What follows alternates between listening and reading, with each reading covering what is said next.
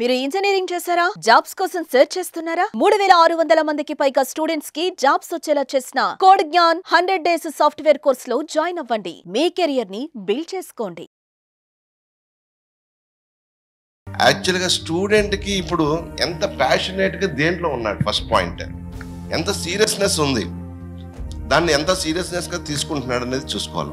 నేను మీరు అన్నట్టు సార్ చెప్పినట్టు 10th ఇంటరు అయిన తర్వాత చాలా కేర్ తీసుకొని జేఈ రాయించాను. జేఈ క్వాలిఫైడ్, అడ్వాన్స్ చేశాను, అడ్వాన్స్ రాశాడు, అడ్వాన్స్లో క్వాలిఫై అయ్యాడు, ఐఐటీలో జాయిన్ చేశాను.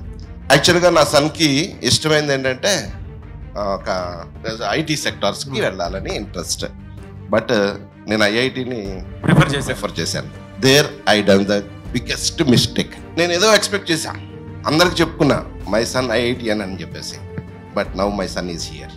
ఎందుకంటే తనకి ఆ రోజు ఏమి ఇష్టం అనేది నేను తెలుసుకోకుండా తన మీద రుద్దాను.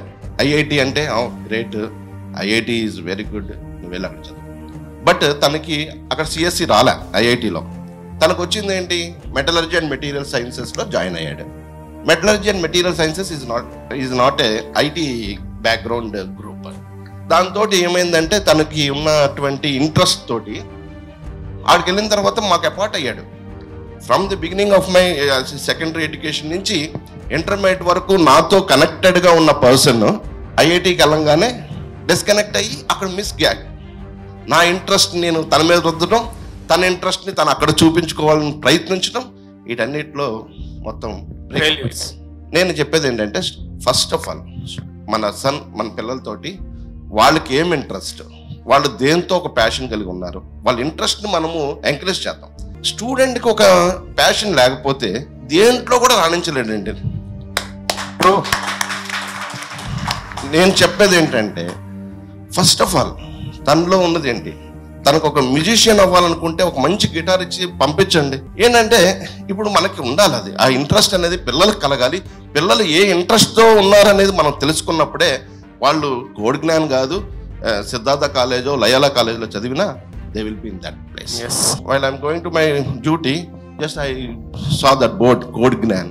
అసలు ఏంటి కోడ్ జ్ఞాన్, బయట అంబియన్స్ ఏం లేదు, నథింగ్. నాకు ఇది షాపింగ్ కాంప్లెక్స్లో ఉంది, ఇది ఏం చేస్తారు ఏంటని చెప్పేసి ఒక క్యాజువల్గా కింద సెల్ షాప్లోకి వచ్చి ఏదో సెల్ చూపించుకుందామని వచ్చినోడిని పైకి వచ్చినప్పుడు I interact with that guy.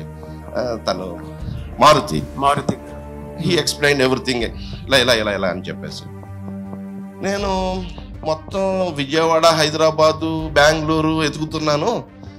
మరి ఇక్కడికి అక్కడికి కంపారిజేషన్ మళ్ళీ స్టార్ట్ చేశాను. అక్కడ ఫీజెస్కి ఇక్కడ ఫీజెస్కి చాలా డిఫరెన్స్ ఉంది.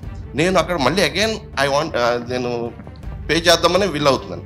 ఎందుకంటే పిల్లోడికి ఉన్నటువంటి దాని మీద ఉన్నటువంటి కాబట్టి నేను అక్కడ లాక్స్ పే చేద్దామని అనుకుంటూ కూడా ఇక్కడికి వచ్చిన తర్వాత కొంచెం నాకు కంపేర్ చేసుకుంటే ఇక్కడ కొంచెం రీజనబుల్ ఫీజెస్ కనిపిస్తుంది.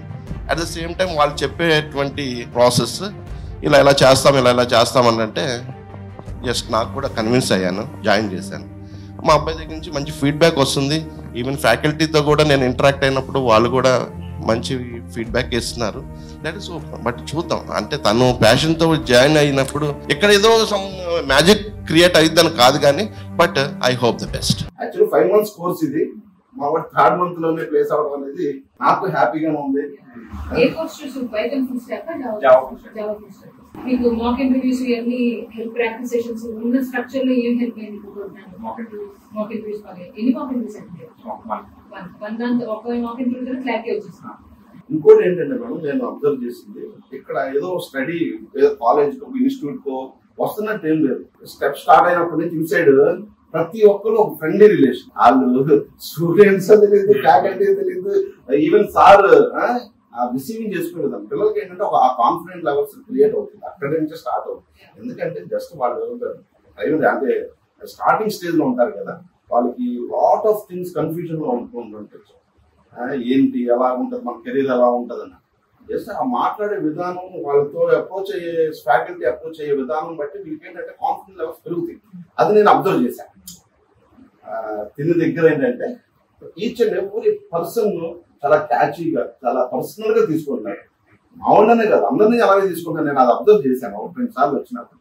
అందుకనే overall I'm very happy and I thankful to all of you. Thank you sir. Thank you so much.